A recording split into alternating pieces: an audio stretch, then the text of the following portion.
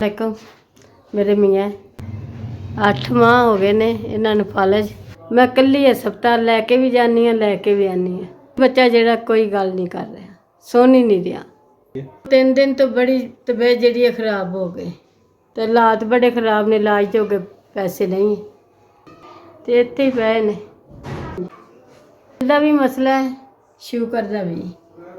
मैं तुहाडे अगे इहो ही अर्ज करनी है कि मेरे कोल कोई गुंजाइश नहीं है पैसे लाने की, तो तुसीं साडी मदद कर, साडी मदद करो। ठीक है, 2 3 4 5 5000। ਤੁਹਾਡੇ ਦਾਰੇ ਦੀ ਬਹੁਤ ਮਿਹਰਬਾਨੀ, ਸ਼ੁਕਰੀਆ ਜਿਨ੍ਹਾਂ ਨੇ 5000 ਦੀ ਸਾਡੇ ਲਈ ਮਦਦ ਕੀਤੀ। ਦਾਰੇ ਨੂੰ ਇਸੇ ਤਰ੍ਹਾਂ ਹਮੇਸ਼ਾ ਖੁਸ਼ ਰੱਖੇ, ਦਾਰੇ ਨੂੰ ਰੱਬ ਖੁਸ਼ ਰੱਖੇ। ਤੁਹਾਡੇ ਦਾਰੇ ਨੇ ਸਾਡੇ ਵਾਸਤੇ 5000 ਦੀ ਮਦਦ ਕਰੀ ਹੈ, ਸਾਡੇ ਤੱਕ ਪਹੁੰਚ ਗਏ। ਰੱਬ ਤੁਹਾਡੇ ਦਾਰੇ ਨੂੰ ਹਮੇਸ਼ਾ ਕਾਇਮ ਰੱਖੇ, ਖੁਸ਼ ਰਹੋ।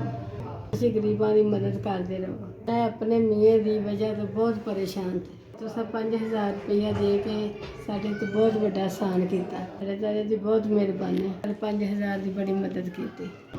ਤੁਹਾਨੂੰ ਰੱਬ ਖੁਸ਼ ਰੱਖੇ।